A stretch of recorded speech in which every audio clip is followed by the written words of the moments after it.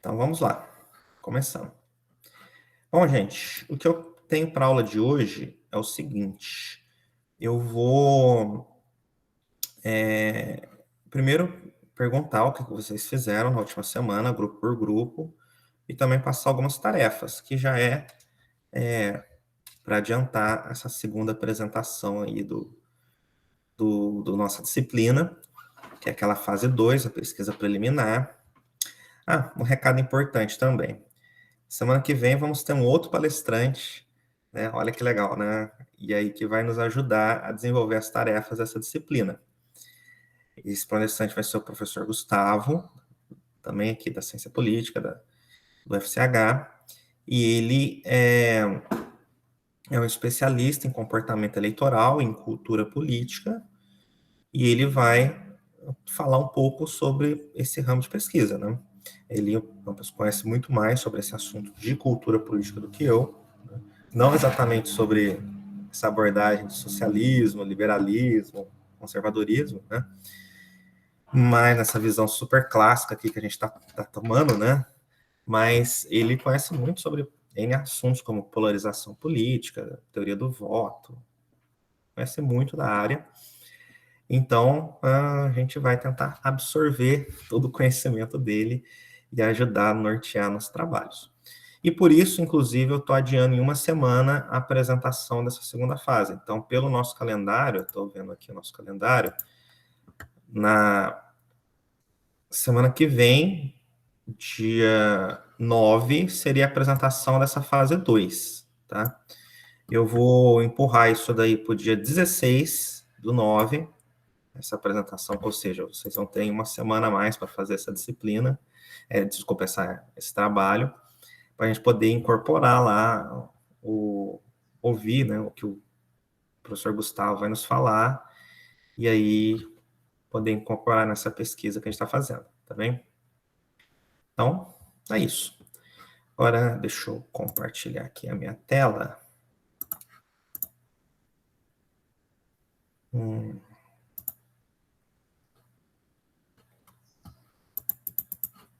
Não consigo compartilhar o Microsoft Word. Então, tá.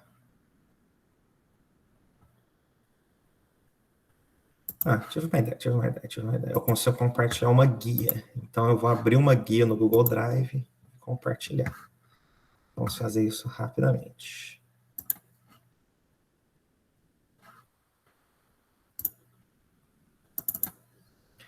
É tão legal estar com uma internet boa. Essa minha internet agora está bem melhor. Eu estou na casa da minha mãe, né? Então, a internet um pouco melhor aqui. Tá.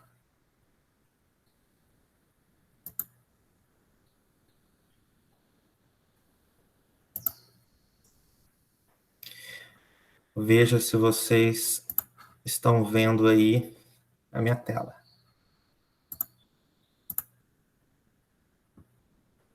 Estão conseguindo ver minha tela? Sim. Tá, então, eu vou copiar e colar que eu escrevi no Word, vou escrever no... Tomara que não tenha nenhum problema de formatação.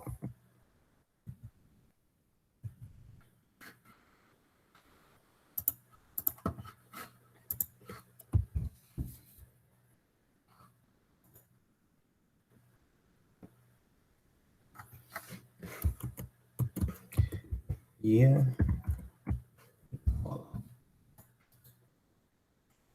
Tá, foi. Então, vamos lá. Então, retomando aqui a proposta do grupo. Então, nosso tema de pesquisa será as ideologias liberal, socialista e conservadora e ideologia dos estudantes da UFPA. As estratégias serão conteúdo de páginas estudantis nas redes sociais. Então, vamos utilizar aí uma pesquisa sem as redes sociais.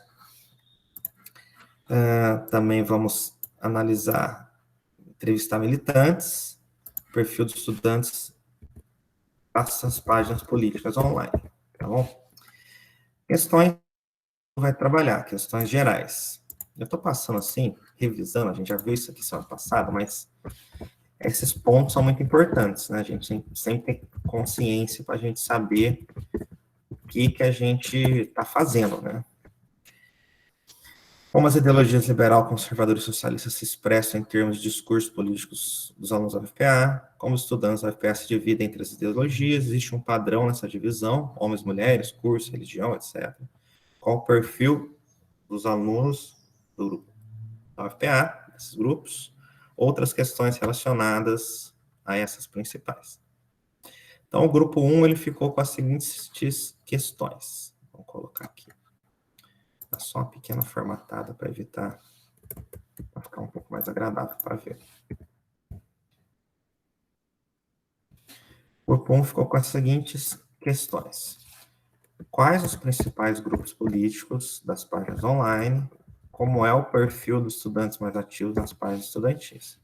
Vocês estão falando, olha, mas eu estou encontrando super pouca gente mais à direita, né, conservadores, liberais, mas isso já é informação, vocês já podem colocar, olha, é mais difícil encontrar esses grupos na UFPA. Isso já quer dizer alguma coisa. Por outro lado, vocês estão encontrando pessoas, grupos mais à esquerda, assim, também estão conseguindo encontrar? Às vezes, simplesmente... É bem fácil, professor, até.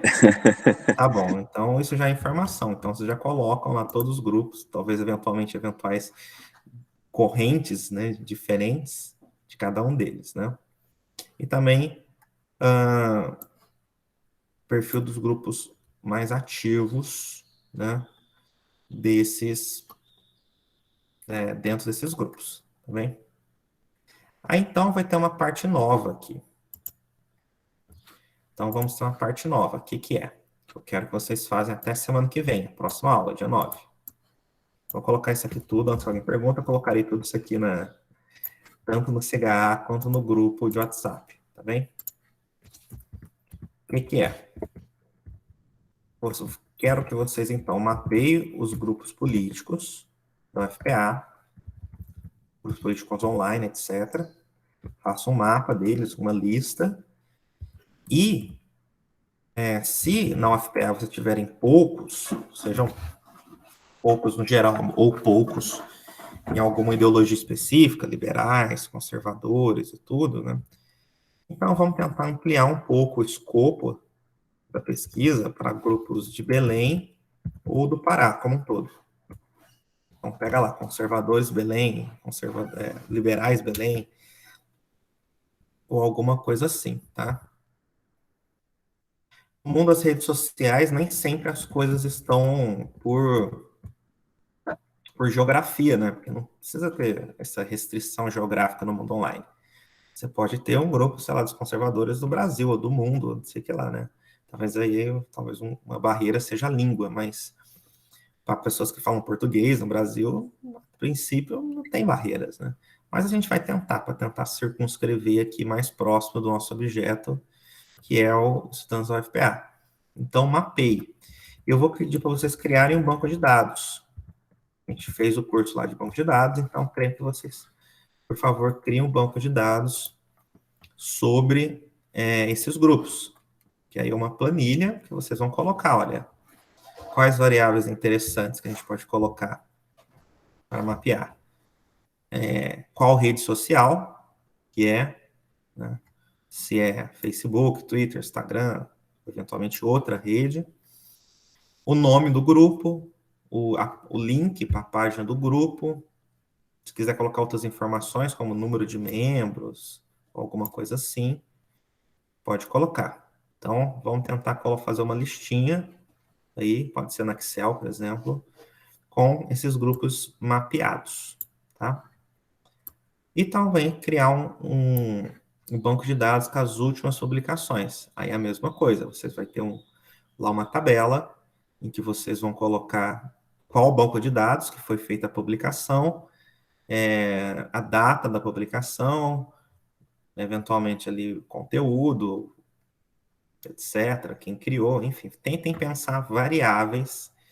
Vocês viram lá no curso de banco de dados sobre as variáveis? Então, tentem pensar variáveis interessantes para colocar nesse banco de dados das publicações. Então, vai ter na verdade, é um banco só, mas com duas tabelas, duas entidades. como eu falei lá no curso de banco de dados. Uma entidade para as publicações, ou seja, uma tabelinha de publicações, e uma tabelinha de páginas e grupos. E aí, obviamente, quem fez o curso lá já viu que essas duas tabelas vão estar conectadas. Por que essas duas tabelas vão estar conectadas? Alguém aí que fez o curso de banco de dados consegue saber, consegue dar uma resposta? Como e por que essas duas tabelas vão estar conectadas? Hein? Vocês podem me dizer?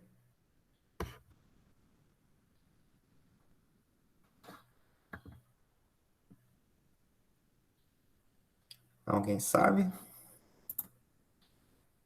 Deixa eu ver aqui no chat.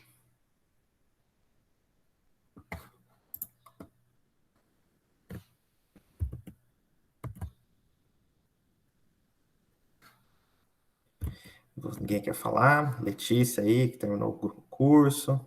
Tem mais? Pois bem, pessoal.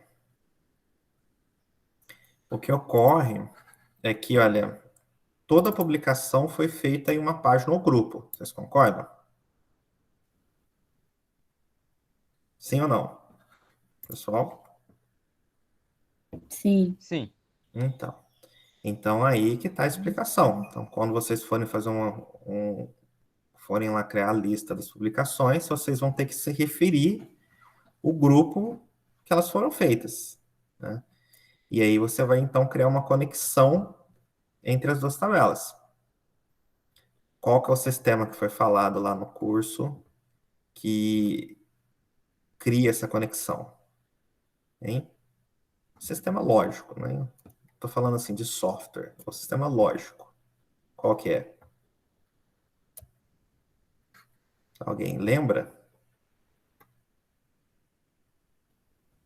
Hein?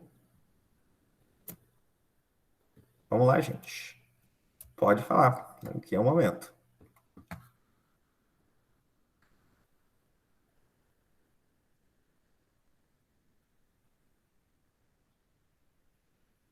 Ih, que tragédia, hein, Letícia? Bom, mas então, o sistema lá é o sistema de chave primária e chave estrangeira, tá? Então, cada tabela tem que ter um identificador, uma chave primária, e aí, quando a gente vai relacionar tabelas diferentes, se usa a chave primária da tabela em outra tabela para se criar uma chave estrangeira. Então, qualquer dúvida, tá lá as aulas gravadas do curso de banco de dados, então vocês podem ver lá, tá bom? Então, continuando aqui. Então, fazendo essas tarefas aqui, o grupo 1, já é interessante, eu quero que vocês me mandem, então, para a semana que vem, essas tarefas aqui feitas, tá? Até onde vocês conseguirem, pelo menos, criado, assim, o básico para a gente poder pensar de novo semana que vem. Outras coisas. O que vocês fizeram essa semana, né? O grupo 1 chegou a se reunir? Alguém aí do grupo 1 poderia falar, resumir? A gente não chegou a se reunir, mas a gente se organizou para procurar os grupos. Como é que foi? Não, a gente mapeou os grupos, que a gente achou, né? Foi atrás da galera, que foi a parte mais difícil. Basicamente foi isso. Discutiu, né, a possibilidade de não encontrar ninguém e tal, que a gente poderia falar pro senhor. Tá. Então, se não tá ninguém, faz isso daí que eu falei. Tenta procurar isso que eu falei aqui, de tentar expandir um pouco para além do FPA, talvez Belém, ou eventualmente Pará, tá? É só para a gente poder ter uma ideia do que se discute nesses grupos, tá bom?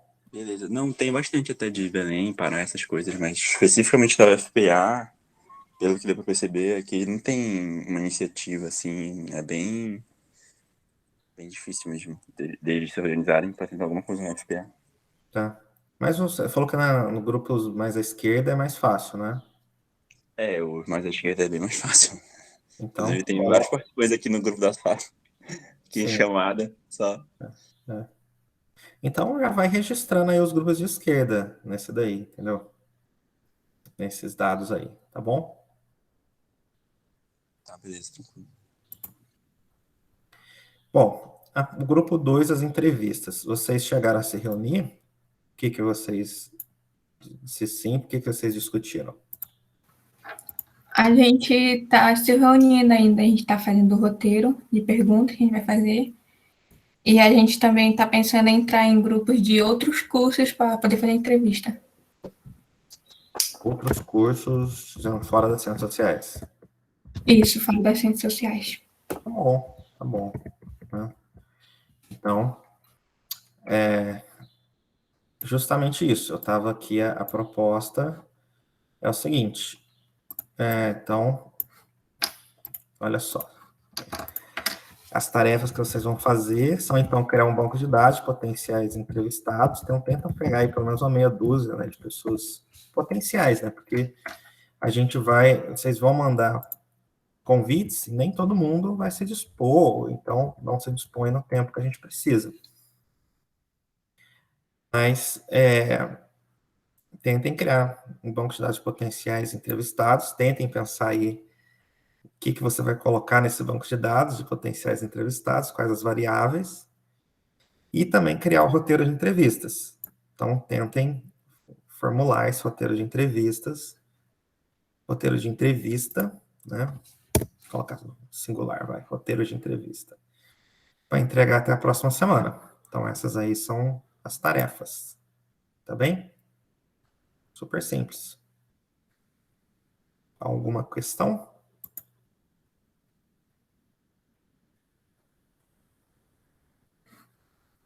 Alguém tem alguma coisa para falar? Então, vamos então para o próximo grupo.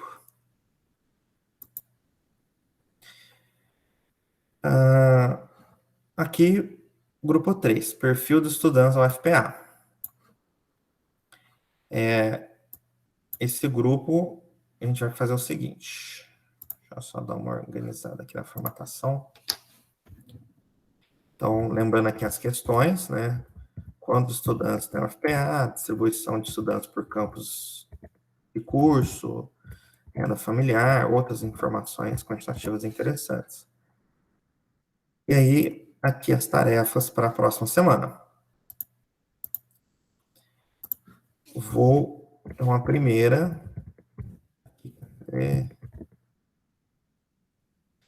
Então, criar uma lista com fontes de informação que podem ter essas questões aqui. Como, por exemplo, sites oficiais, órgãos da reitoria, etc. Então, criem uma lista, pode também estar em formato banco de dados, né? Com onde tem informação sobre esses pontos aqui. Por exemplo, distribuição de estudantes por campus e turma, tá? 2, vão nessas fontes de informação e fazem uma varredura das informações e dos dados estatísticos disponíveis neles. Então, vamos supor, olha, tem um anuário estatístico da UFPA. Eu não sei se tem, mas procurem para ver se tem. Aí, vai lá e eles publicam, vamos dizer, um relatório anual. Aí vocês abaixam o relatório anual, tá? Esse tipo de coisa. Só um minuto aqui que estão tocando a campainha. Só um segundo, pessoal.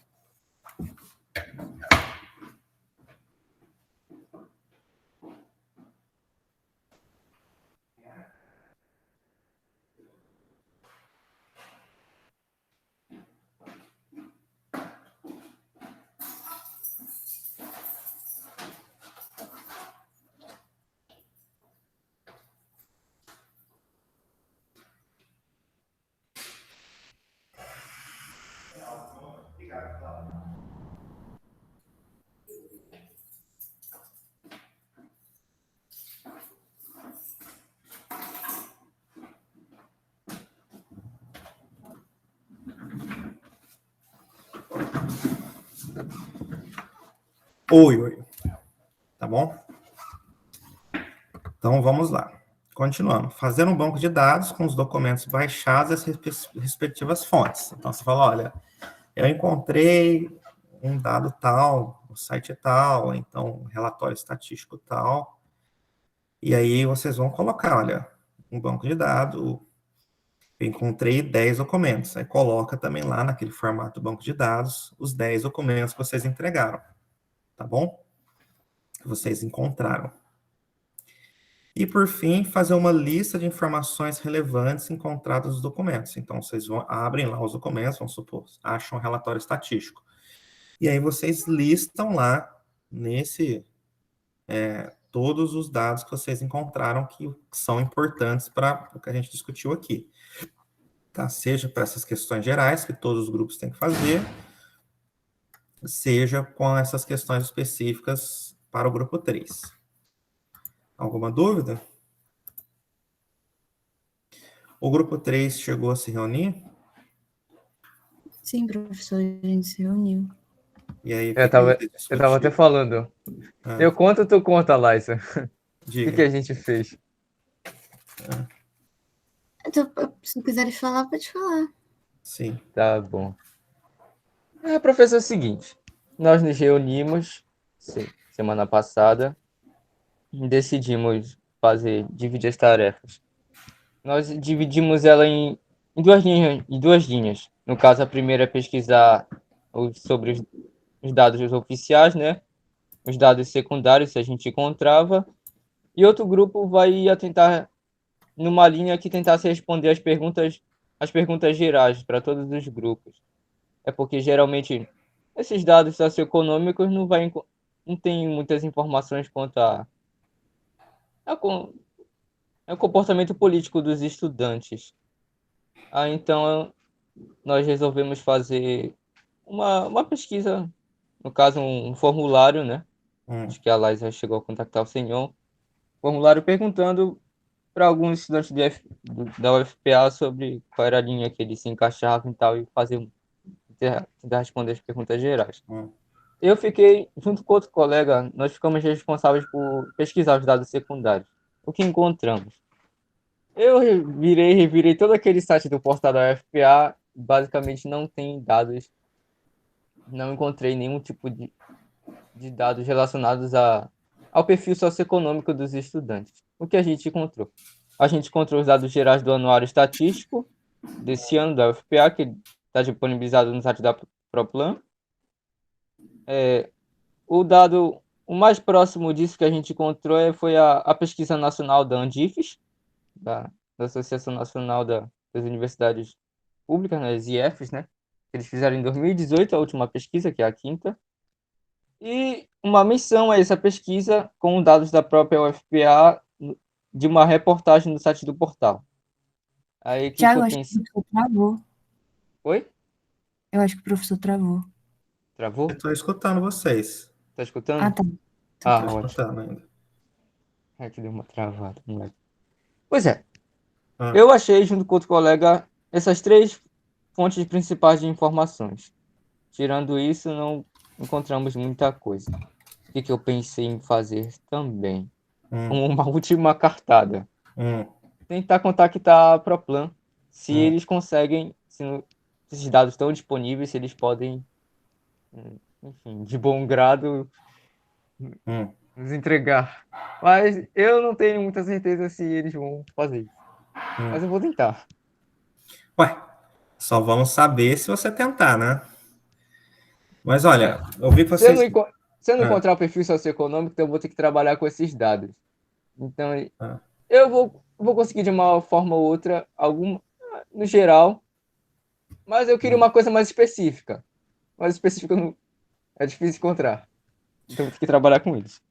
Olha, se vocês olharem aí as questões aí tratadas especificamente aí nesse grupo, né?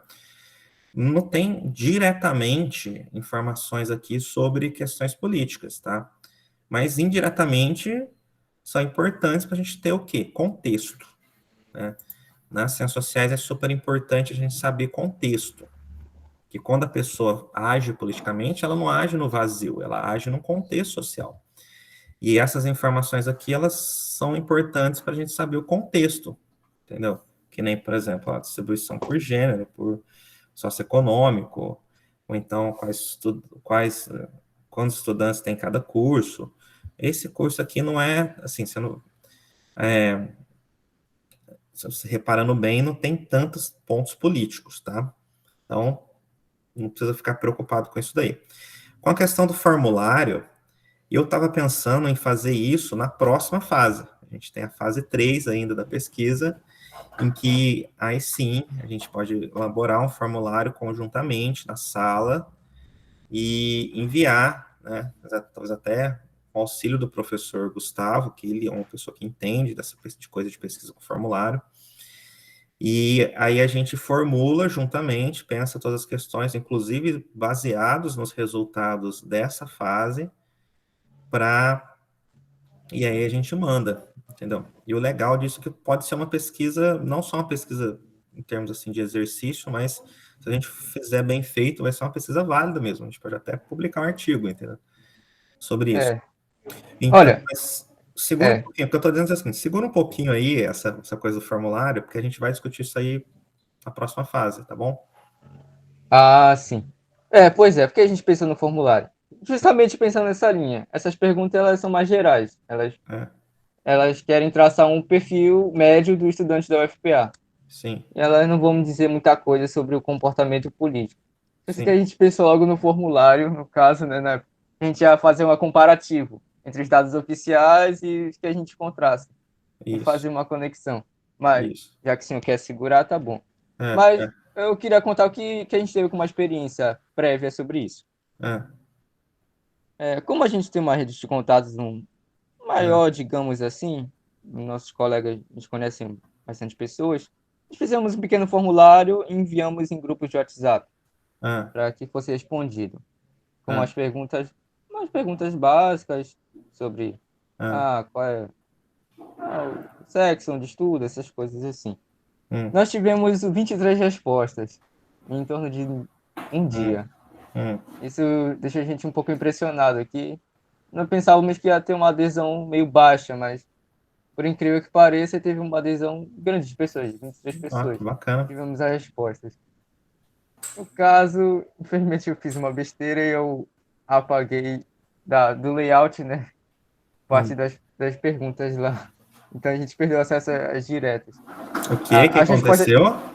É que eu fiz uma besteira, no caso, que eu acabei, quando a gente estava alterando, fazendo a modificação no formulário, eu apaguei uma parte das respostas. Estava E, lá do layout, que aparece no e, drive dos ah, resultados. Só que ele salva no caso, né? Todas as respostas elas ficam salvas no drive, só que elas ficam salvas no formato da planilha do Excel. sim, Aí então o que que eu fiz? Eu fiz um pequeno banco de dados, né, sobre sim. isso. Aí eu posso até enviar para o senhor depois. Ah, que O que que bacana. eu fiz? Ah, Sobre as respostas que a gente teve, no caso. Tentei organizar. hum, É isso, é um pouco do que a gente teve como experiência agora, no caso. entendi, entendi. Não, achei interessante que vocês foram proativos, o que é muito bom, e correram atrás para fazer uma coisa até um pouco mais complicada, né? Que a minha ideia era fazer isso aí na próxima fase, justamente, né? Mas é legal que a gente pode usar isso aí como se fosse um formulário piloto. O que acontece? Quando a gente faz um formulário, a gente sempre faz uma pesquisa piloto. O que é essa pesquisa piloto? A gente aplica o questionário que a gente formulou para um grupo reduzido de pessoas, porque aí a gente pode ver pergunta que funciona, pergunta que não funciona, essas pessoas compreendem as perguntas, porque às vezes a gente faz uma pergunta que a pessoa interpreta de uma outra forma que a gente não estava pensando, entendeu? N questões que a gente precisa testar ainda o instrumento de pesquisa antes de sair aplicando. Então, depois a gente pode conversar, viu, Thiago? Para ver o que a gente pode tirar, assim, de aprendizado com esse formulário colocado, tá? Tá Foi bem certo. um teste mesmo. A gente já tinha até combinado de mudar algumas coisas, porque dadas essas respostas que a gente teve. Exatamente. Não, isso aí é uma Mas coisa positiva. aguardaremos, né, para a terceira fase. Exatamente, exatamente. Então, espera aí, porque a gente vai discutir isso aí com calma, pergunta por pergunta. E, na verdade, toda essa fase 2 aqui, ela é um pouco preparando isso daí para esse formulário, né? Porque aí a gente vai atender, por exemplo, o grupo lá que vai pesquisar os principais tópicos discutidos pelo pessoal das ideologias socialista, liberal e conservadora. Pô, essas informações, o que eles gostam de discutir, o que não gostam de discutir, vão fornecer informações para a gente formular as perguntas. Concorda? Né? Para a gente tentar avaliar exatamente, tentar analisar o que de fato as pessoas se aproximam, se distanciam daquilo que a gente está querendo achar. Ou seja, todos esses 4 pontos aqui, as entrevistas, tudo isso vai nos ajudar, por exemplo, a fazer uma pesquisa um pouco mais ampla que nem essa com o formulário. Tá bom? Então, vamos lá. Então, por enquanto, se concentrem nessa parte aqui, olha. Criar o site. Ó, busquem também, anota isso aí, busquem também em Portal da Transparência. O governo federal tem Portal da Transparência. E essa coisa que vocês falaram aí como última cartada, desesperada, na verdade isso daí não tem nada de última cartada e nem de desespero. Isso aí é uma coisa muito comum, tá? Olha, às vezes a informação, a gente sabe que a informação existe, ela está lá em algum lugar, só que ela não está disponível, porque os órgãos não divulgaram, porque ninguém teve interesse em procurar, porque os órgãos públicos, eles fazem muita coisa de acordo com a demanda, né? Então, se ninguém procura dado, eles não divulgam porque acha que ninguém está interessado. Então, a gente, nós que somos pesquisadores, temos que ir lá, bater na porta deles e falar, oh, vocês têm o dado? Teria como eu passar? Então, mandem sim, né? Um e-mail para os órgãos pedindo informações lá para a reitoria. E se eles não responderem, dê um tempo aí, ver se alguém responde, uma semana, né? Sei lá. Depois a gente pode partir para uma outra tacada, que é essa, assim, um pouquinho mais forte, que é pedir via lei de acesso à informação. Existe uma lei. Pois é, eu pensei em pedir, só que eu pensei em usar, mas tipo, eu achei muito brusco. Que eu vou ter que usar lá. Por que é brusco? Está na lei, ué. Na verdade, é a obrigação do órgão público fornecer as informações. Entendeu? Então, até aí, por que é brusco pedir para um servidor público respeitar a lei?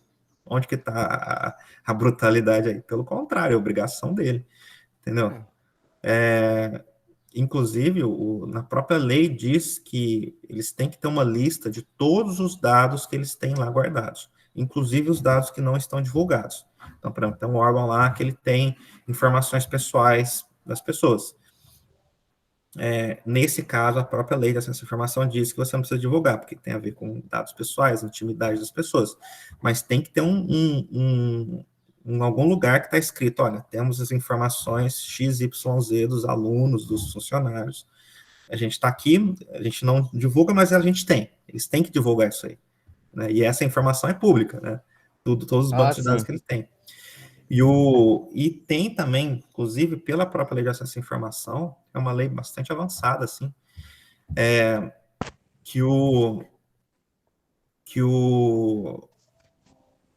eles têm que, mesmo em essas informações pessoais, eles podem divulgar de forma agregada. Então, por exemplo, eles não podem falar, a data de nascimento, sei lá, data de nascimento, nem sei se é uma coisa exatamente privada, né? Mas porque você consegue achar até em certidões de nascimento e tudo mais. Mas, temos a informação, por exemplo, renda familiar do Tiago. Então, a gente acha que isso é informação pessoal, não vamos divulgar. Mas nós podemos divulgar informação média, da renda média dos estudantes de cursos de ciências sociais. Opa, para nós essa informação já é útil, entendeu? E não é informação pessoal. A média dos estudantes de um curso já não é pessoal mais, é uma coisa que você não consegue identificar a pessoa. Então, a princípio, da minha interpretação, eles podem divulgar sim. Mas primeiro, perguntem, né? Aí depois a gente pode ver essa possibilidade aí de fazer uma requisição via lei de acesso. Tá bom? Tá bom. Então, vamos lá. Nos órgãos públicos tem muito essa coisa da cultura do segredo, né? Mas além da cultura do segredo, também tem outro problema, que é a falta de organização com os dados, né? por exemplo, se um órgão público aí fizesse o meu curso aí de banco de dados, talvez muita coisa ficaria mais fácil, né? Para o próprio órgão público, inclusive. Mas como a cultura de organização, tratamento de dados ainda é uma coisa bem incipiente, muitas vezes os órgãos divulgam porque simplesmente ou as informações não estão devidamente sistematizadas ou estão em meios que são difíceis de divulgar. Por exemplo, arquivos de papel, coisas assim, sabe? Mas muitas vezes a informação simplesmente está desorganizada. Tipo assim, você tem informação, mas ela está numa pilha de papel, assim, que você teria que ler papel por papel, anotar, colocar na planilha e ninguém quer fazer isso aí por enquanto, né? Mas enfim, uma hora vão ter que fazer, tá na lei, né? Bom, último grupo aqui, que é o grupo 4, perfil dos estudantes dos grupos online. Então, só para lembrar, quais são as questões que esse grupo tem que tratar. Em quais os principais grupos e páginas, repetindo o primeiro grupo, não tem problema vocês fazerem em conjunto. Quantos estudantes tem cada uma dessas páginas, quais os cursos de estudantes, com os temas mais comuns discutidos nos últimos meses, tá? Então, tá bom. Então, aqui temos essas as questões a serem respondidas. Então, pensar aqui, vocês se reuniram? Então, antes de eu falar aqui a tarefa, vão falando aí. Vocês se reuniram? O que vocês discutiram? Oi, professor. A gente fez o grupo, mas ainda não deu tempo da gente se reunir por questões pessoais de cada um. Mas a gente vai se reunir amanhã, já está marcado. Então, tá bom. Então, está aqui tarefas. As tarefas, então, seriam mapear grupos e páginas, que é a mesma que está no grupo 1, criar um banco de dados de páginas e grupos de redes sociais, igual está no grupo 1, e esse último ponto aqui, que não está no grupo 1, né, que é criar um banco de dados com perfis de usuários mais ativos das páginas e grupos online, né? Então, também é criar um banco de dados, olha, para vocês vão dizer, olha, quem são as pessoas mais ativas, sejam as pessoas que mais postam, ou eventualmente os criadores do grupo, os administradores, mas quem são os ativos, aquelas pessoas que realmente estão lá publicando e tudo, né? E eu coloquei essa regra aqui, já que está muito difícil encontrar para algumas ideologias específicas da FPA, então até estou admitindo essa possibilidade, olha, já que aqui o objetivo é muito mais sentir qual que é o perfil de ativismo online dos estudantes ou das pessoas que seguem as ideologias liberal, conservadora, socialista, então vamos ser um pouco mais tolerantes, assim, para não ficar específico com os estudantes, tá? Porque a gente pode fazer um mapeamento do perfil das pessoas e, eventualmente, encontrar algumas analogias dentro dos estudantes da UFPA. Então, faça um perfil, uma listinha lá dos perfis, tá?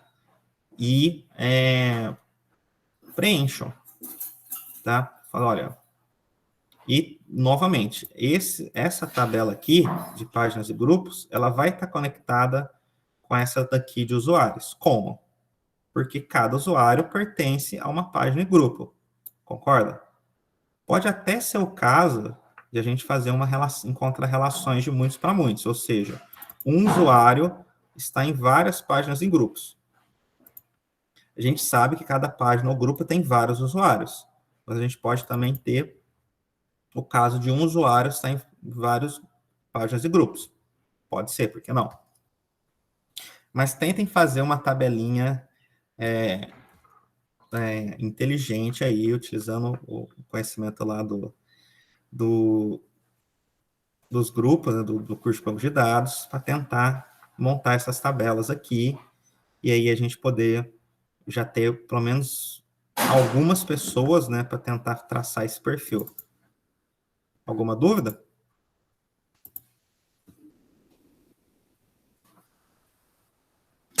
Não, professor. Então, está bem.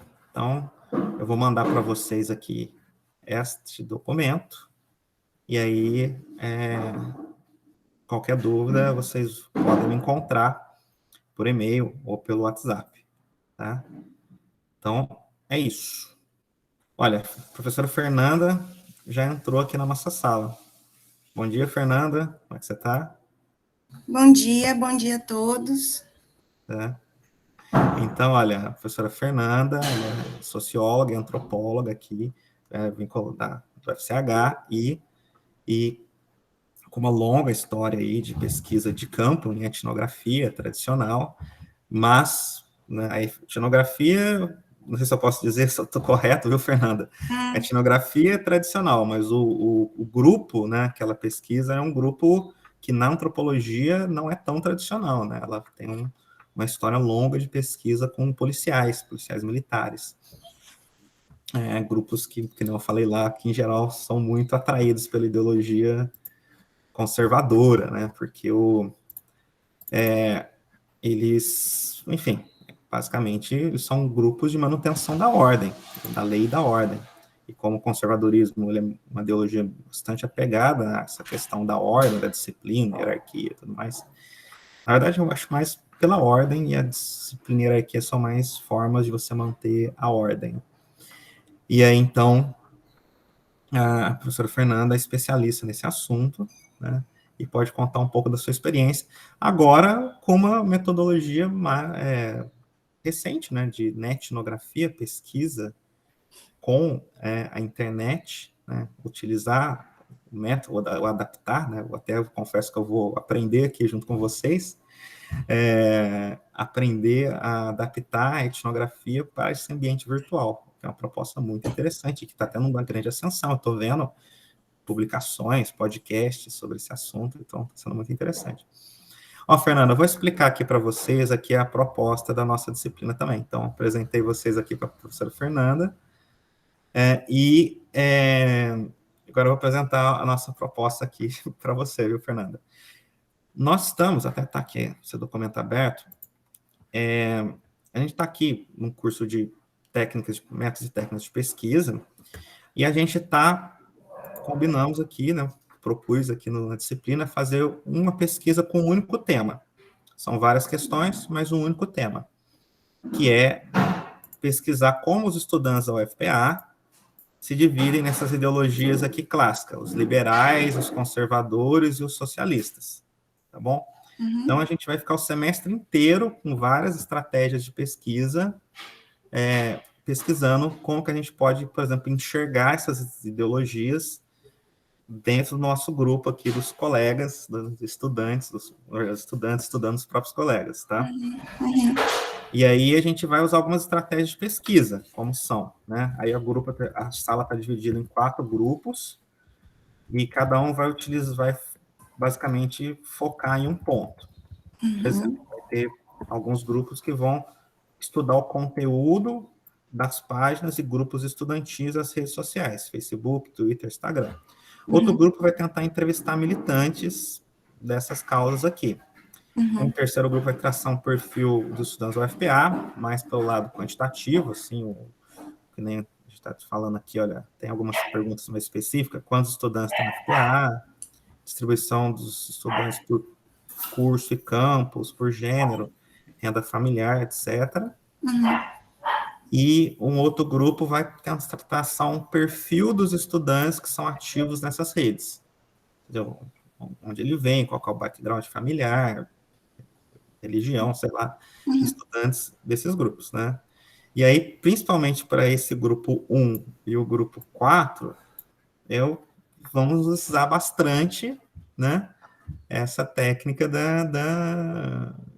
do estudo online, do mundo online, né? E aí, por isso que eu pensei em te chamar para você nos dar um pouco algumas dicas, né, de como fazer um estudo desse tipo, tá bem? Tá. Então, se você quiser se apresentar, mais coisas além eu falei, e começar a apresentação, fique à vontade. Tá legal, obrigada, Murilo. Eu queria primeiro agradecer, né, o convite do Murilo para falar um pouquinho para vocês sobre na etnografia. Na verdade, os antropólogos têm, eu sou antropóloga, os antropólogos têm questionado muito essa perspectiva da etnografia, né? Porque o que a gente tem na antropologia? A gente tem o que a gente chama de antropologia online, né? Que é uma forma de interpretar, né, como que os sujeitos se manifestam no mundo online. E aí é uma série de teorias dentro da antropologia que tentam aproximar o mundo online do mundo offline, e um outro grupo de teorias que tenta afastar, né? Ou seja, não há uma relação entre o grupo online, entre a vida online e a vida offline, né? Então, o termo, né, etnografia, ele não é utilizado dentro da antropologia, né? Na antropologia, a gente usa a ideia de uma antropologia online, né, que é o termo mais moderno. Começou lá com antropologia virtual, até chegar à concepção de antropologia online.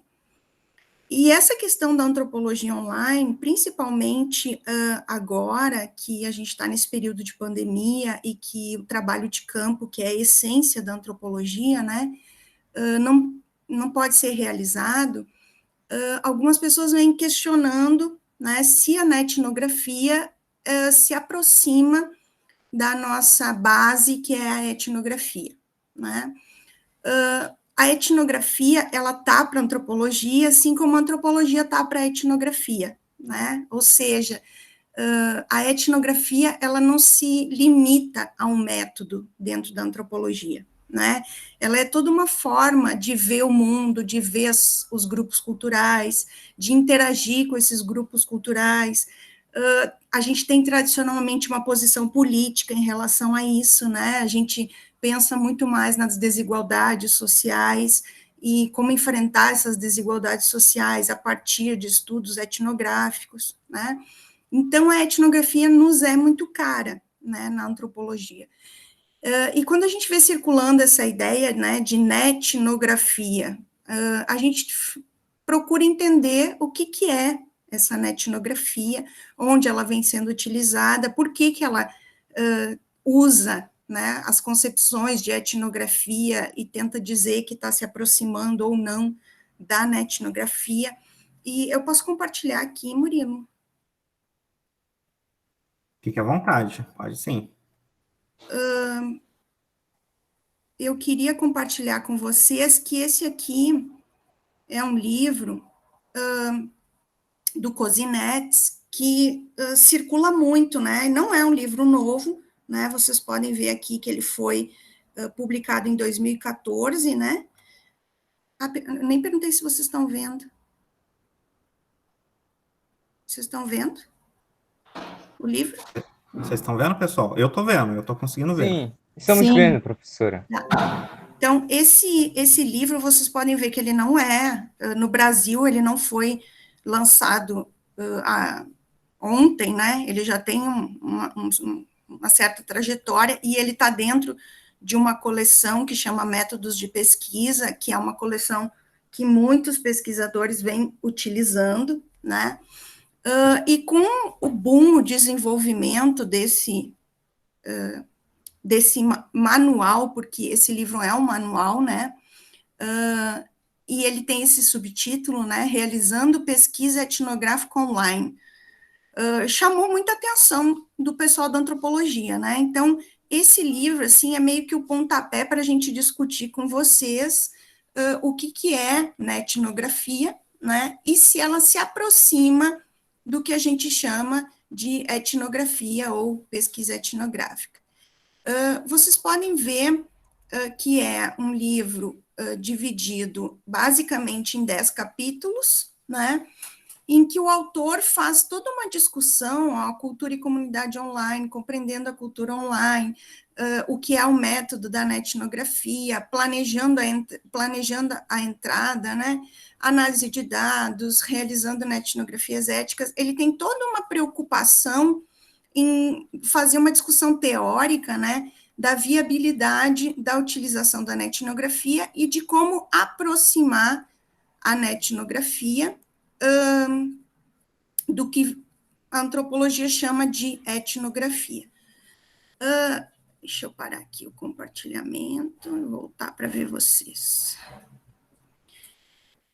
Então, esse livro, ele vem sendo amplamente utilizado, né? A gente até tenta estudar outros temas, né? Que não o propósito inicial desse livro, que eu já vou falar para vocês qual foi, tentando adaptar, na verdade, recursos e técnicas de coleta de dados que são convencionalmente utilizados na etnografia para a netnografia.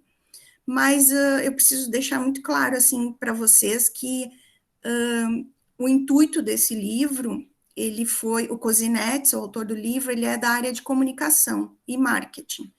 E o intuito desse livro está na onda de uma perspectiva de aplicação do que eles convencionaram na comunicação chamar de etnografia para o estudo de consumo, né, e para estudos de marketing.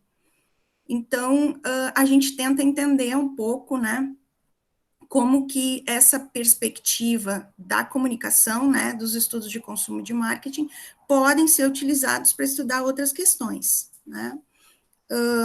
Eu dei um curso no programa de pós-graduação em ciência política sobre o uso da etnografia para estudar a cultura política, né. Então, é uma perspectiva viável, possível, mas há uma série de questionamentos se a etnografia se aproxima de etnografia. O próprio autor, ele define a etnografia como método, né?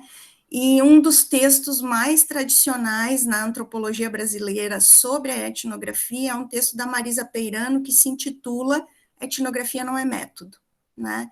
Então, a gente já vê uma contradição muito clara aí, né? Para a gente utilizar recursos online a partir de uma perspectiva antropológica, a gente precisa, então, estudar antropologia virtual, antropologia online, né? A gente tem que discutir toda essa questão de recorte de problema de pesquisa. O que a gente quer ver, né, no mundo online, o que a gente quer ver no mundo offline. O próprio Kozinets defende a ideia de que a etnografia pode ser uma etapa da etnografia, né, e que pode ser complementada, né, com a etnografia. Ou o contrário. Primeiro a gente faz a etnografia face a face e depois a gente faz na etnografia. Então, o que vem a ser a etnografia? A etnografia, ela é um conjunto de técnicas e coletas de dados utilizados para analisar o mundo online. Dentro dessa perspectiva, ela entende que o mundo online e offline, o mundo offline, eles são paralelos, né? Não há uma diferença significativa entre o que se posta na internet e o que se vive na vida ordinária, né? Então, ele busca recursos da etnografia como as entrevistas, como as conversas informais, como a análise do que é postado, que a gente chama de análise de documentos, né, porque fica registrado, grupos focais, né, reunião de várias pessoas, por exemplo, numa live, para entender um determinado fenômeno social e cultural. Um outro aspecto importante da etnografia é que ela trabalha com comunidades online, né? Ela não trabalha com indivíduos.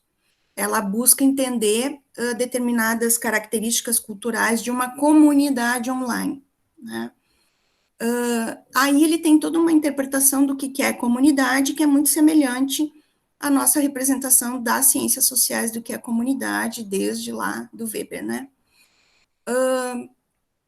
Só que ele estabelece parâmetros, que são parâmetros que não são parâmetros da vida ordinária, né? Ele estabelece parâmetros para entender comunidade online que estão longe do que a gente utiliza em termos etnográficos para definir comunidade. Mas é uma perspectiva, né? Que vocês podem utilizar nessa pesquisa que o Murilo apresentou. É interessante também que ele discute uma questão ética, né, que outros etnógrafos americanos não se preocupam em discutir, que é como se dá a entrada em campo, né? A entrada em campo é parte da ideia da observação participante, que é fundamental para a etnografia.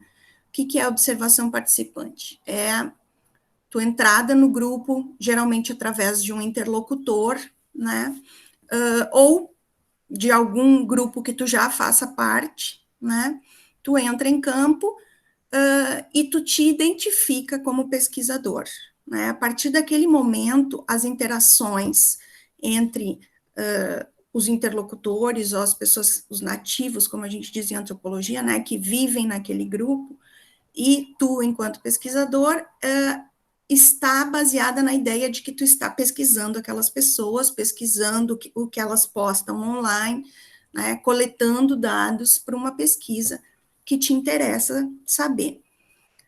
Outros etnógrafos americanos, eles defendem a ideia de que não há necessidade de tu te identificar enquanto pesquisador. Tu pode entrar no grupo com um perfil falso, né, e interagir com essas pessoas sem que elas saibam que tu está pesquisando.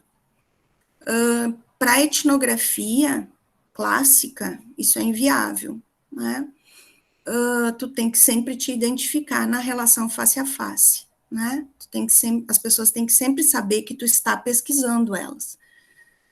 Então, o livro do Kozinets levanta essa questão de uma forma extremamente significativa, assim, ele diz que há necessidade de tu te identificar quando tu vai interagir numa comunidade, né, dizendo que tu está pesquisando e o que tu está pesquisando.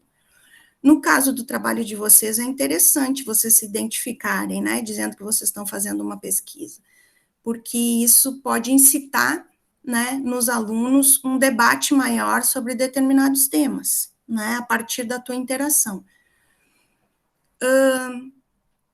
Outros recursos que o próprio livro, esse que eu mostrei para vocês, apresenta, é como fazer entrevista, com quem fazer entrevista, né, levando em consideração que a entrevista online, ela não te permite usar determinadas teorias, porque tu não consegue perceber, por exemplo, as reações do sujeito, né, de uma forma muito clara, as perguntas que tu está fazendo, tu só consegue coletar a informação que ele está dando, né, na fala, na comunicação. Então, tu pode analisar os termos que ele usa, por exemplo, né, mas não consegue analisar como foi a reação dele ao que tu perguntou. Né? Então, tem uma diferença também em termos de problema de pesquisa, o que exatamente tu quer ver, né, quando tu está construindo essa relação. Então, uma entrevista online não é a mesma coisa que uma entrevista face a face. O tipo de dado coletado muda, tá? Outra questão também associada à etnografia é como analisar posts, né? Como analisar informações coletadas no Twitter, né? Ele defende ele apresenta a utilização de uma série de software que não são muito conhecidos, né, no Brasil, mas que permitem fazer uma análise rápida, né, das informações que estão sendo postadas em qualquer página, né, de internet. Ele fala muito do Scub, não sei se o Murilo conhece, mas é um programa voltado exclusivamente para análise das postagens do Twitter, né? Ele faz uma análise interessante. A gente tem, eu e meus alunos, a gente tem tentado usar o Atlas-T, né? Porque a gente faz análise de conteúdo, então a gente procura, na verdade, são descritores, né, dos temas que a gente quer analisar. E aí o Atlas-T facilita porque ele retira de, por exemplo, 100 páginas de uma entrevista, 100 páginas transcritas de uma entrevista, ele tira os trechos das entrevistas que analisam aquele descritor que a gente quer perceber, né, como, por exemplo, confiança institucional, né. Ele analisa e a gente, né, faz o recorte no Atlas-T de quais as palavras que podem estar associadas à ideia de confiança institucional. Então, ele vai tirar trechos das entrevistas a partir desse codificador e dos subcodificadores. Eu sei que o Atlas-T também faz de páginas da internet, né, desde que estando em PDF, e é fundamental, assim, a gente aprender, né, a utilização de alguns desses recursos tecnológicos, porque a quantidade de informação na internet é muito grande, né? Então, a gente precisa utilizar esses softwares para fazer a análise desse material. Em relação também à netnografia, eu acho que ela é um recurso, mesmo que ela venha da comunicação e tenha sido basicamente utilizada para a área de consumo e de marketing, eu acho que ela é possível de ser analisada para outras perspectivas, desde que a gente tenha um certo cuidado, né, de chamar isso de etnografia, né? Porque está longe de ser uma etnografia em termos antropológicos. As pessoas que estão utilizando não têm um arcabouço teórico e, principalmente, uma forma de escrita de relatório final, como é numa etnografia, né?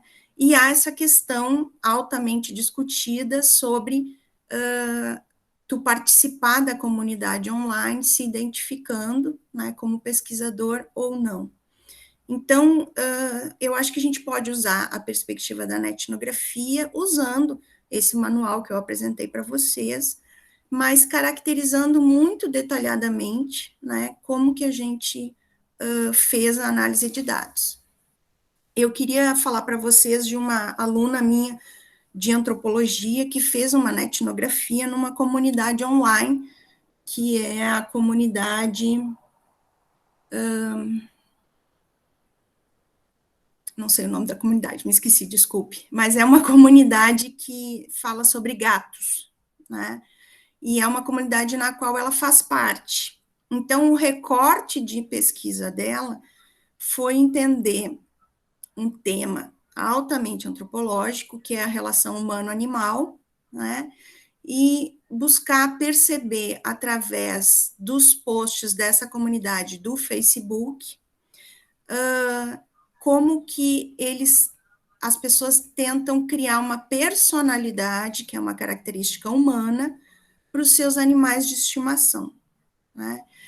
E aí ela teve todo um cuidado, né, na escrita do texto dela, para apontar como na etnografia, né? Ela fez uma análise. Essa comunidade tem 1 ano só, agora 1 ano e meio, então foi possível ela analisar todos os posts dessa comunidade, porque não são muitos, né? E ela conseguiu fazer isso à mão, né? Virtualmente, assim, e registrando os dados.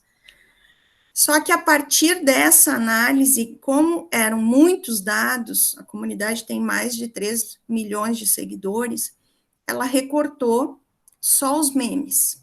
Por que só os memes? Porque aí ela vai buscar lá na antropologia do humor, né, como os memes aproximam as pessoas, né, e como o que faz rir constrói uma identidade cultural.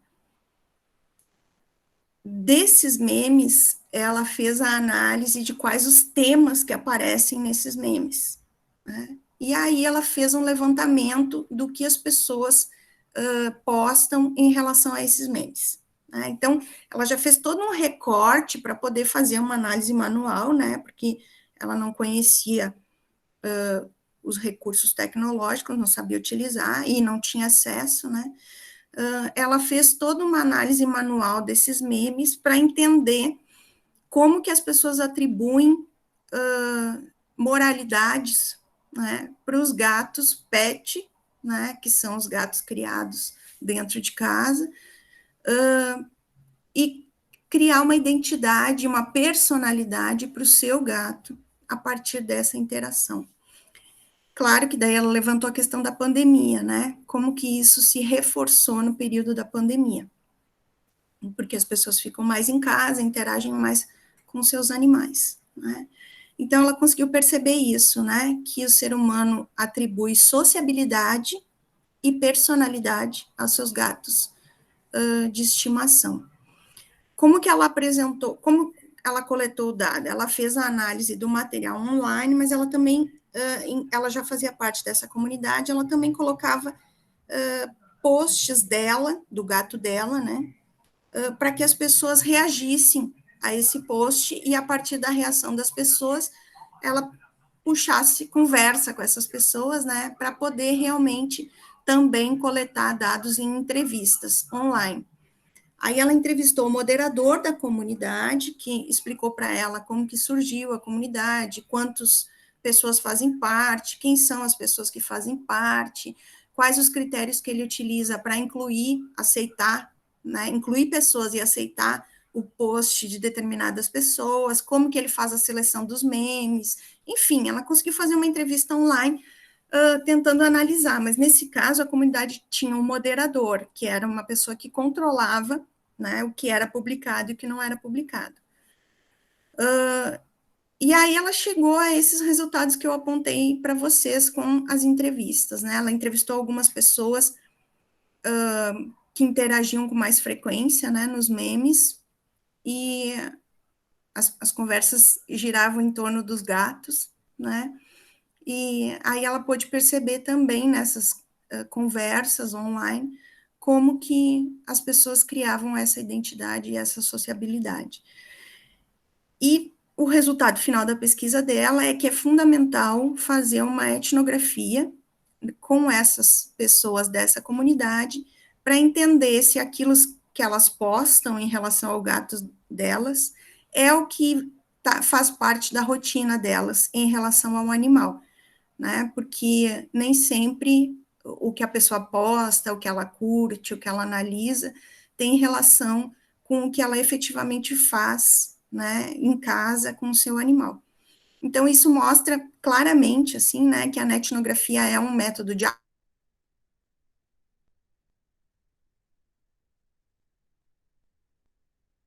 Mas, assim, eu poderia...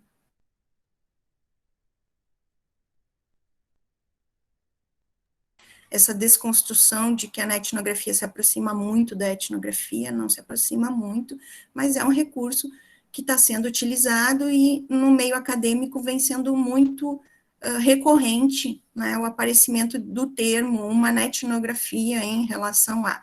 Mas o que a gente precisa ter cuidado é se os recursos utilizados, eles se aproximam da etnografia, né?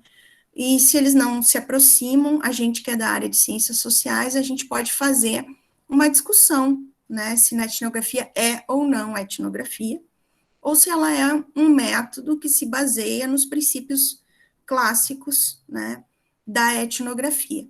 Mas a gente pode, sim, fazer uma coleta de dados online, né, e chamar essa coleta de dados online de qualquer outra coisa que não seja etnografia, né? Então, pode chamar de etnografia se quiser, mas não sem fazer, né, essa distinção do que seria uma etnografia clássica e do que seria uma etnografia. O próprio Kozinets faz essa distinção, né? E aponta isso que eu levantei para vocês, né? Que ela seria uma extensão da etnografia face a face. E só para concluir, antes de deixar vocês perguntarem, o Kozinets tem na internet um esboço de um relatório que ele apresentou, de uma pesquisa que ele fez online sobre o Listerine. Não sei se vocês conhecem, enxaguatório bucal, né, Listerine. E aí ele lançou a palavra, né, online, Listerine, e foi buscar o que determinados sites falavam do Listerine. E percebeu que o Listerine tem várias utilidades em vários grupos culturais, né? Que ele é indicado para tratar várias coisas em termos de saúde individual, não só utilizado como enxaguatório bucal, mas utilizado como antisséptico, né? E percebeu que ele também é muito utilizado no tratamento de plantas. Muitas pessoas utilizam Listerine para cuidar das plantas.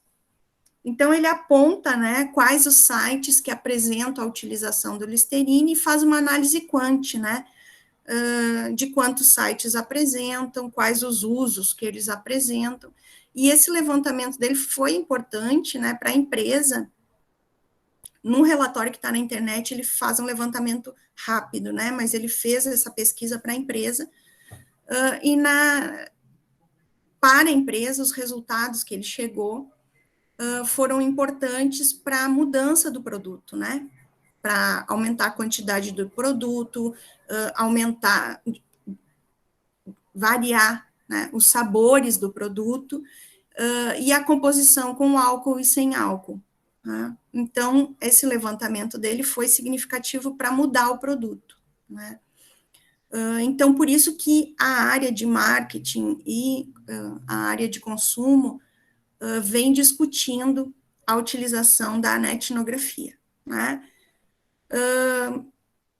Como vários outros métodos, né, dentro das ciências sociais, esse está na moda, por causa da pandemia. Né? Está na moda e muita gente vem utilizando ele. Mas a questão é utilizar ele sem fazer uma discussão, né, mais ampla do que é etnografia e se ele efetivamente pode substituir a tal da etnografia virtual ou da etnografia online. Né?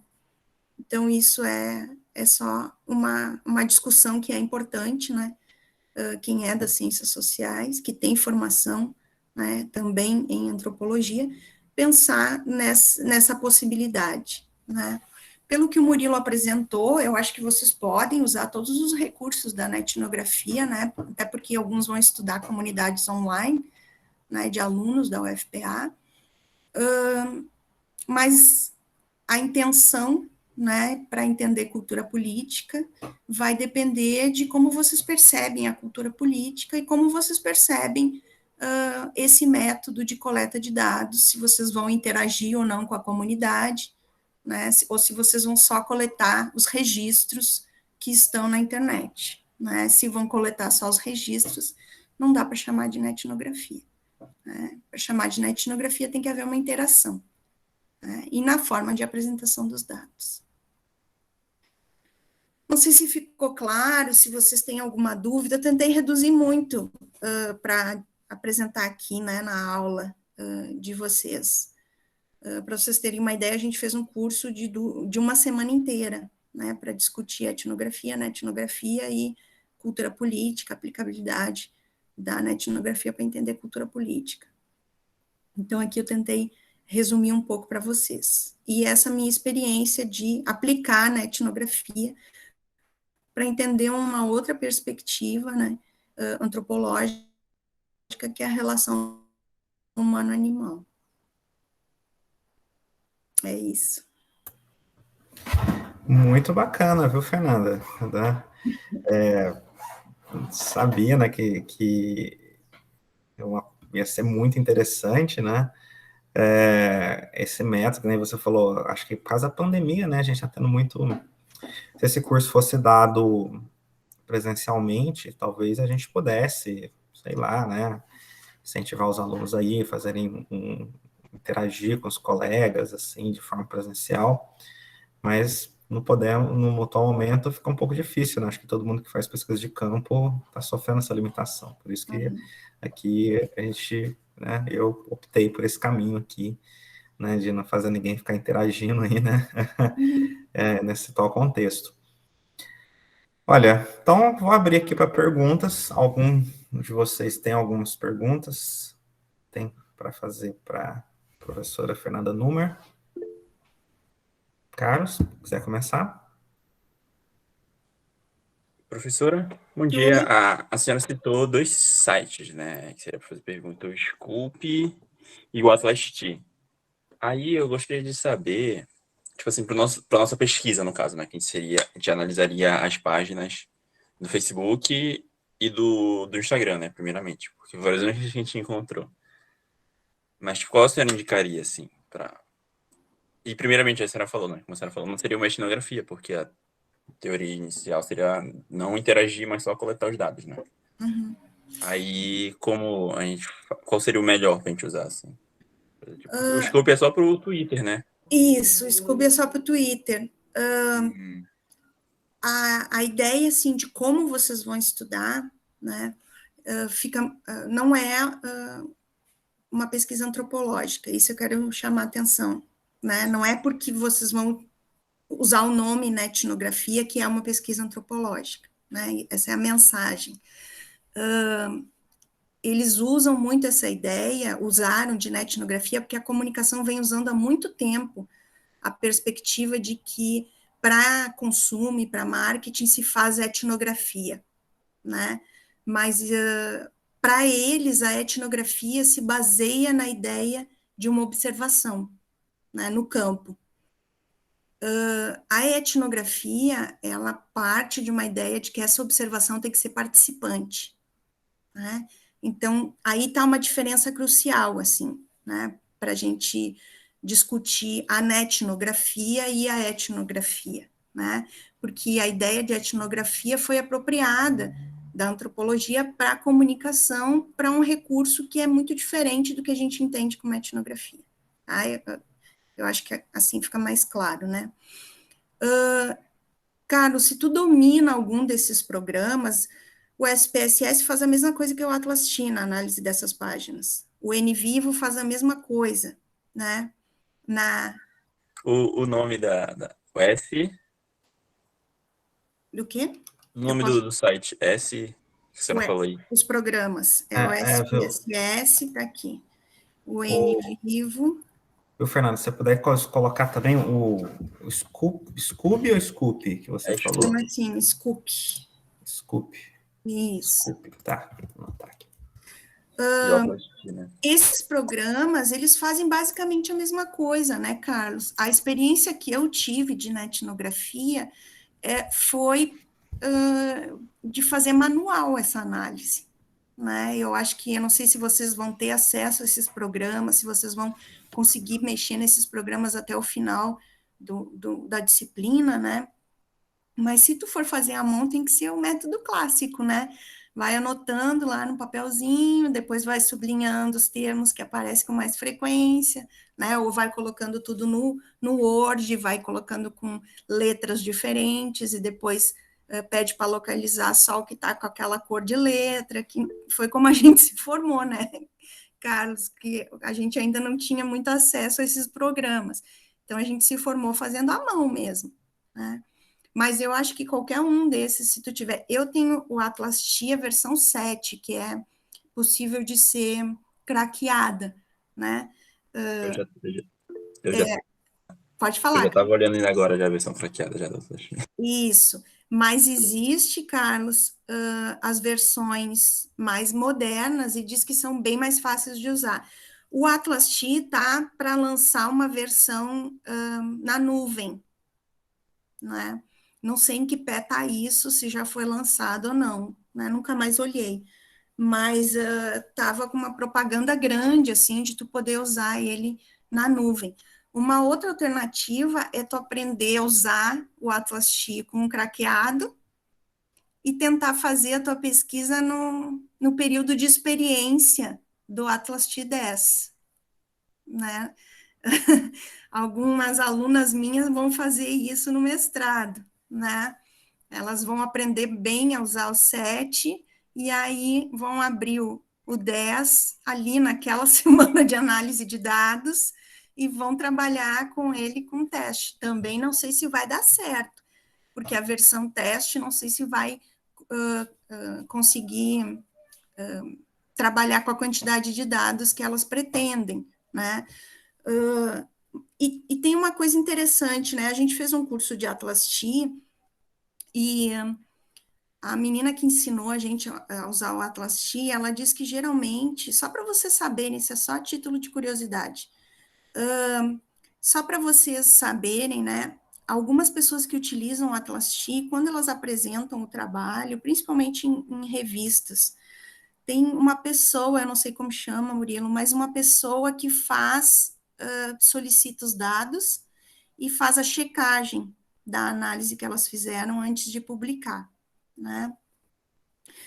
Se realmente as categorias que elas utilizaram aparecem aquelas informações, se a decodificação está correta, enfim, é uma espécie de editor de dados, né, Murilo, que faz essa checagem da análise que elas fizeram. Então, só para vocês saberem, né, em algumas revistas, depois, se vocês quiserem publicar, em alguns programas é feita essa checagem, tá?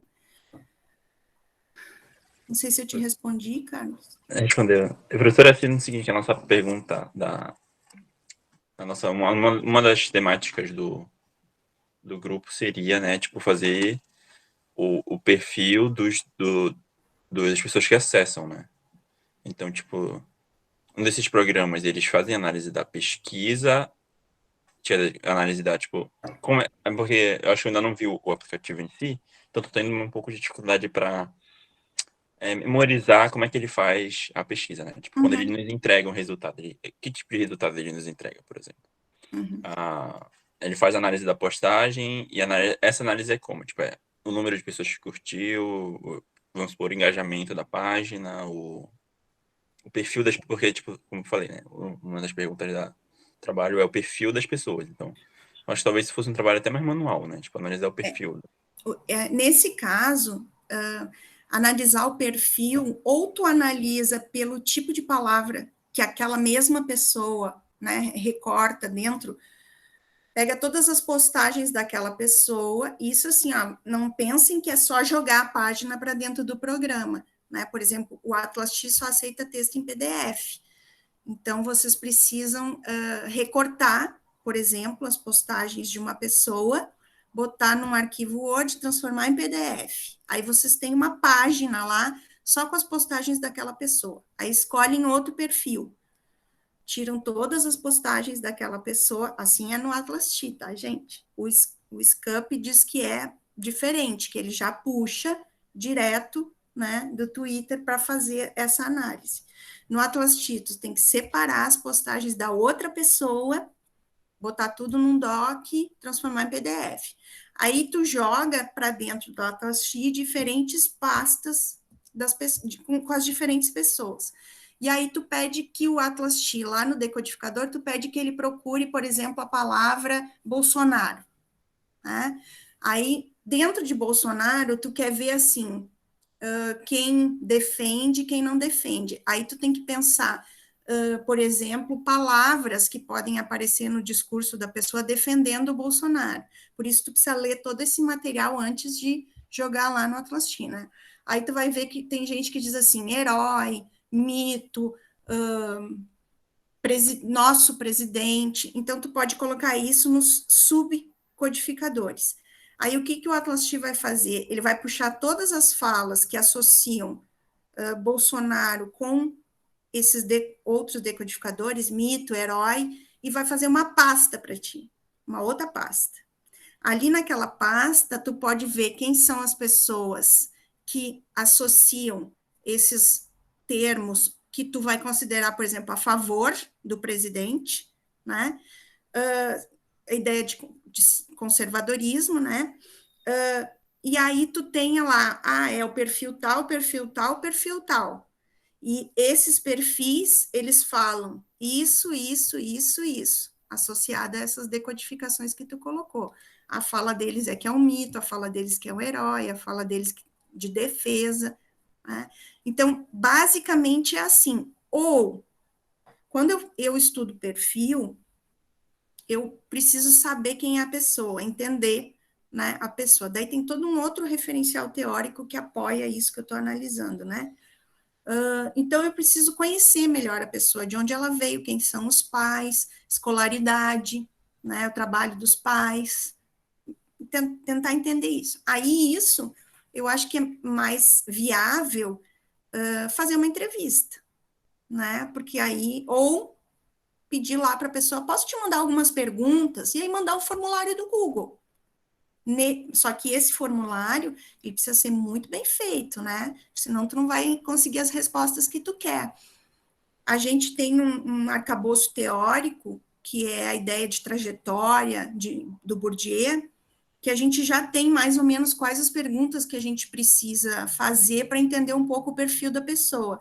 Tipo, foi criado pelo pai e pela mãe? Qual era a profissão do pai e da mãe? Qual era a escolaridade do pai e da mãe?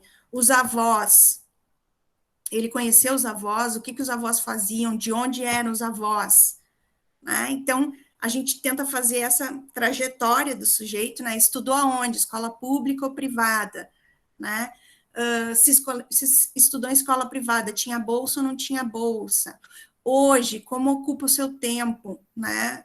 Estuda, trabalha em quê, estuda o quê, né? Então, a gente já tem um conjunto de perguntas que a gente joga lá no Google Forms e nos permite ver um pouco essa trajetória do indivíduo a partir de questões sociais, né? Então, é possível também. Tu pode fazer um Google Forms, Tiago, é que tem formas de ver isso, né, Tiago? A gente tem uma teoria que embasa, né, esse tipo de análise que está na distinção do Bourdieu, né, que é a que eu trabalho, né?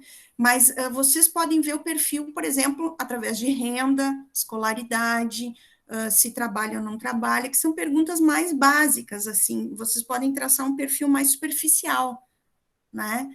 Socioeconômico, como a gente chama, um perfil socioeconômico, né?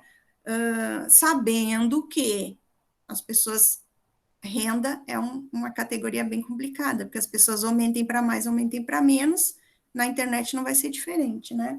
Mas, assim, como é que a gente confere essa questão da renda, né?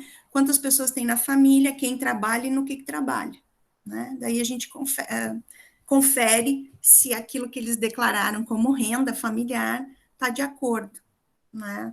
Então, o Tiago, deixa eu ler aqui o que o Tiago escreveu. Varredura. Tiago, pode ser um varredura, um perfil socioeconômico, a gente chama também, né? Que pode ser feito assim, ó, joga na comunidade, né? Se vocês estão interagindo na comunidade, ou peçam para o moderador da comunidade jogar na comunidade o link, né, do questionário do Google Forms, que é fácil, né, de fazer. Fácil não, né, porque eu demorei também para aprender a fazer, mas dá para fazer, né, e jogar lá na comunidade e pedir que as pessoas respondam. Aí o que vier de resposta, vocês têm um perfil de quem faz parte ali, né. Aí nesse Google Forms, o que vocês podem fazer para pensar a questão que o Murilo está propondo, né, se é mais conservador, se é mais socialista, se é perguntas de concordo, né, discordo, que tem a escala esqueci, Murilo, concordo plenamente, discordo. Eu também esqueci, Fernanda. Escala, vocês sabem qual é a escala que eu estou falando, né? Sim, sim. É a que tem desde concordo plenamente até discordo plenamente, né? O Thiago colocou Rickert, é isso? Acho que é Rickert, né? E Rickert, isso mesmo. Obrigado, Thiago. Obrigada, Thiago. Salvou os professores. Vocês podem usar essa escala, né? Thiago e Carlos, podem usar essa escala para ditar e tentar definir um pouco o perfil, se é mais conservador, se é mais socialista, principalmente, mas não perguntem, você se considera socialista? Concordo plenamente, né? Façam perguntas que estão associadas à ideia de uma pessoa ser mais socialista ou ser mais conservadora. Então, façam perguntas do tipo assim, você concorda que o Bolsa Família tem colaborado na desigualdade social no Brasil? Né? Façam uma pergunta assim. E aí, pela opinião da pessoa, vocês vão classificar ela num tipo de comportamento. Isso o Murilo vai explicar melhor para vocês, né? Eu estou só me metendo aqui na aula que não é minha. Mas é mais ou menos isso, né? Que eu acho que é possível. Estou tentando ajudar vocês a fazer o trabalho do Murilo, né? Mas eu acho que é possível fazer isso, né? Aproveitando que vocês têm interação, né, em algumas comunidades da UFPA, dá para usar o Google. E o Google, se vocês fazem o Google Forms, se vocês fazem as questões fechadas, ele já dá análise de dados. Assim, dessa escala Rickert, sei lá. Exatamente. Já tem, tipo, alguns sites que fazem ela automaticamente, né? Tipo, de política. Então, tipo assim...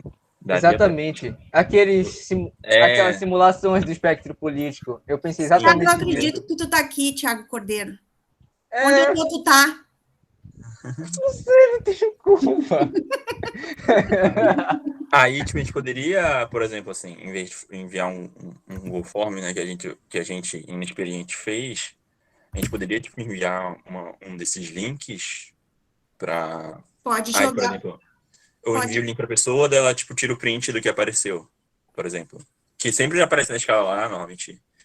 Tem liberal, conservador, liberal mais liberal, esquerda conservadora, esquerda mais autoritária. Então, tipo, aí normalmente sempre entrega um gráficozinho também, a gente poderia utilizar. Aí isso tu tem que ver com o Murilo.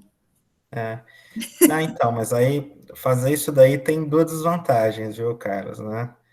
Ponto 1, a gente não criou as perguntas, tá? E aqui parte do exercício nosso é criar as perguntas, né? Justamente para a gente poder discutir ponto por ponto, o que tem a ver com a teoria, o que tem a ver com por que tem, por que não tem, porque usa a palavra X, a palavra Y. Se a gente pegar um negócio que outra pessoa fez, aí a gente não vai ter esse aprendizado do processo, que é importante aqui o processo. Vocês têm que aprender a fazer. Não é só enviar o link para as pessoas, né? Isso aí não é habilidade de cientista social.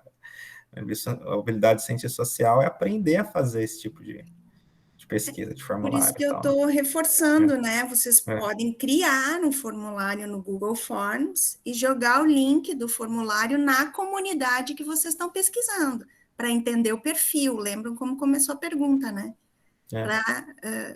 Como eu faço análise do perfil? Aí eu disse, Isso. vocês podem fazer uma análise no Google Form, pode chamar algumas pessoas para conversas online, né? Depende de como vocês vão, o que vocês querem saber e como vocês vão procurar essas informações. Outro fator também importante é que ele vai dar lá aquele quadrinho lá, esquerda, direita, libertário, autoritário, acho que é esse, né? São tipo um eixo assim de 2 dimensões. Isso é uma informação muito resumida e que não dá a riqueza que a gente teria se a gente tivesse um dado resposta por resposta. Então, se a gente tem lá para cada pessoa resposta por resposta, dá para fazer uma análise muito mais rica do que simplesmente ver um gráfico, entendeu? Então, nesse caso, é melhor a gente fazer mesmo, a gente, que nem a Fernanda falou, né? Eu já estava com essa ideia, viu, Fernanda, né? É que aí a gente está, assim, construindo aos poucos ali ao longo do semestre essas propostas, mas de fazer um formulário que vai perguntar sobre essa questão de crenças e valores, vamos dizer assim, e aí a gente pode analisar também, a ideia também é que a gente analise isso. Mas não tem problema a gente ver, por exemplo, alguns outros formulários aí que têm uma ideia parecida e tentar extrair o que a gente pode utilizar ali para nossa pesquisa. Aliás, isso aí é o que a gente chama, né, na pesquisa de revisão bibliográfica, não deixa de ser, porque a gente está tentando ver o que existe de conhecimento sobre a nossa questão, sobre a nossa pesquisa e como que a gente aproveita, porque a ideia na ciência, lembra aquilo que eu falei para vocês na primeira aula? Que a ciência ela é cumulativa, então a gente tem que aproveitar sempre o que foi feito no passado e para tentar evoluir para frente, entendeu? Alguém tem alguma outra questão aqui para aproveitarmos a presença aqui ilustre da professora Fernanda?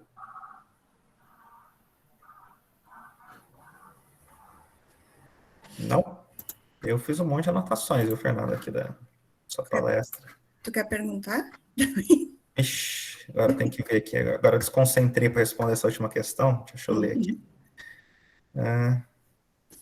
Eu adorei essa ideia da pesquisa dos gatos, né? Que gato tem enorme engajamento, né? Sim. Você coloca gato e bebê, tem enorme. O pessoal adora. Acho que foi você, ó, o Carlos já está postando ali o gato dele. Né? Agora, esse tema surgiu justamente porque ela fazia aula comigo, né? E toda aula que elas ligavam a câmera, eram 4 meninas, né? Elas ligavam a câmera, o gato passava na frente, o gato passava na frente. Aí eu disse, por que tu não pesquisa isso, né? Que é uma coisa que tu gosta. Aí foi isso. Achei maravilhoso, achei maravilhoso. ela apresentou o trabalho Isso é legal, né, gente? O Thiago já foi meu aluno, já participou um pouco do curso de etnografia, né, Thiago? Thiago Cordeiro, a gente... É importante estar atento, agora na pandemia, tem surgido muitos congressos, encontros de alunos de graduação, e os alunos podem escrever trabalhos que eles fizeram numa disciplina, que eles pretendem continuar pesquisando, que tem um grupo bem legal de pessoas que vai debater junto, né? A Rayane apresentou no encontro de graduandos de Ciências Sociais da Universidade Federal Fluminense, e foi muito legal, assim, porque eram alunos de mestrado e doutorado que debatiam, né? Então, foi muito interessante, assim, né? Então, é importante vocês estarem atentos também pelas redes sociais, né, nesses encontros. Uma ótima ideia, ótima ideia. Aquela coisa, a pesquisa, ela exige diálogo, a gente tem que debater, colocar pesquisa aí no mundo, né, porque se a gente não debater não vai causar impacto, né, que adianta escrever uma coisa que as pessoas não vão ler, e segundo, porque a gente melhora, né, recebendo críticas, sugestões, considerações, isso tudo que faz o nosso trabalho evoluir. Aquela ideia do cientista lá no alto da montanha descobrindo as coisas só existe nos filmes lá do Frankenstein, porque a ciência real é assim, a gente tem que discutir, a gente tem que ir para congresso, tem que ir para encontro, tem que apresentar, porque isso faz a nossa pesquisa evoluir, entendeu? Algumas considerações, viu, Fernanda? Só dialogando um pouco a sua fala, né? E quero deixar claro aí para a turma, né? A Fernanda mencionou alguns softwares, né? Software não faz análise. Software é uma ferramenta. Quem faz análise é o pesquisador. O software, ele é... Para que serve o software? Para que o software é bom? O software é bom para você evitar trabalhos muito repetitivos. Então, a informática tem essa coisa maravilhosa dela poder ser como se fosse um robozinho assim, virtual, que ela faz uma tarefa, em geral, dá para fazer de uma forma manual ou de uma forma assim, física. Às vezes não dá, né? Às vezes só o computador consegue fazer, mas dependendo do caso, normalmente o que a gente faz em pesquisa é isso. E eu trabalho muito com pesquisa quantitativa. E dá para você fazer todas as contas na mão. Até algumas décadas atrás, as pessoas faziam à mão. Você tinha calculadores nas universidades, pessoas que eram pagas para ficar o dia inteiro fazendo conta. Hoje em dia não precisa mais ter isso, porque o computador faz a conta extremamente mais rápido. Só que assim, fazer conta não é pesquisa. Você tem que pensar o que você está calculando, para quê, como que argumento você está sustentando, uma série de detalhes que são questões de pesquisa, que quem faz são seres humanos mesmo, né? Então, vamos colocar. Muitos dos pontos que vocês, acho que o Carlos perguntou, não, mas o engajamento e quantas pessoas curtiram, isso não precisa de software. Você pode anotar, coloca no banco de dados, ó, post tal, teve tantas curtidas na data tal. Vamos lembrar que as curtidas, elas mudam com o tempo. Então, você coloca, hoje, dia 2, o post tal tinha 500 curtidas e não sei quantos comentários. Você escreve isso no banco de dados, não precisa do software. Só você ser organizado, colocar tudo de uma forma registrada, você já faz. Você já coloca, mas enfim, a gente tem que também desenhar para tentar ver quais são as informações que são relevantes, porque a gente não vai também sair colhendo informações que não vão ser usadas depois para nada. Então, a gente tem que ser bastante prudente, né, e saber quais são as informações importantes e registrar essas que são as importantes, porque tudo tem um custo, né, coletar informações tem custo. Tinha mais uma questão? Qual que é? Murilo, eu lembrei de uma coisa que eu não falei na etnografia, que é uma questão também discutível, né, é a utilização dos dados, né, a ética da utilização dos dados. Eu posso usar um dado que é público, eu posso usar um dado que é de rede social, de um sujeito, do indivíduo, né? Tem uma ampla discussão em relação a isso, não é só uma questão legal, né? Se está, né, público lá, eu posso usar na minha pesquisa. É fundamental também dialogar com as pessoas, e aí volta aquela questão da ética que eu falei, né? tu apresentar um perfil falso, ou tu não dizer que tu está fazendo pesquisa e usar essa informação alegando que é pública, não é a mesma, a legislação não é a mesma ética da pesquisa, tá, gente? Então, a gente tem que ter cuidado, assim, né, até na forma como a gente vai apresentar, porque o dado, ele fica registrado na internet. Então, tu citar no teu trabalho, o fulano de tal publicou tal coisa na internet, é meio ruim, né? Então, vocês podem, por exemplo, no caso da Rayane, lá da pesquisa dos gatos, mesmo que não fosse nada, assim, comprometedor, né? Ela não usou o nickname da pessoa para fazer a citação das falas, né? Ela disse, um postou isso, outro postou aquilo, outro postou não sei o quê, né? Também não botou a data de postagem, porque é uma questão de identificar, né? Tu pode entrar na comunidade e identificar, né? Procurar a fala da pessoa, então ela também não colocou a data da postagem, né? Ela colocou no mês tal, as postagens tais, né? Referiam-se a, né? E aí falavam, reproduzia o que estava nas postagens. Então, isso também é um cuidado ético, né, que a gente, como pesquisador, deve ter. Muito bem considerado. Até gostaria, viu, Fernanda, se não for um abuso, pedir um pouco mais de informações, se tiver algum material sobre isso, porque é um tema novo, importante, né? Ética, a pesquisa sempre tem que ser baseada em ética, como tudo, aliás, né? E o princípio básico da ética de pesquisa é não fazer mal para as pessoas que você está pesquisando. E também não fazer mal para o próprio pesquisador, viu? Em alguns casos, você não pode colocar nem os pesquisadores em risco, seja risco até moral, ético, físicos, que pode ter, né, dependendo do caso, mas também não expor as pessoas que você está pesquisando, nem fazer nada que possa, de alguma forma, fazer algum mal a elas. Esse é o princípio básico da ética, então, da ética de pesquisa. Então, temos que levar sempre em consideração. E eu até gostaria, viu, Fernando, de ter algum texto sobre isso. Já estamos estourando o nosso tempo, mas eu vou querer fazer, uma última pergunta aqui, que é um ponto que eu acho que é importante com a sua presença. Você mencionou sobre a questão de interagir ou não interagir.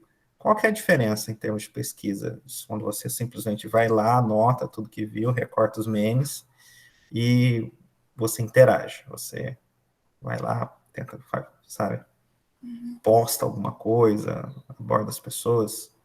Qual que é a diferença? Por que interagir ou não interagir? A etnografia parte do diálogo, né? E a ideia de comunicação, a ideia do diálogo. Então, se tu interage, a tua interação numa comunidade online é completamente diferente da tua interação numa comunidade face a face, né?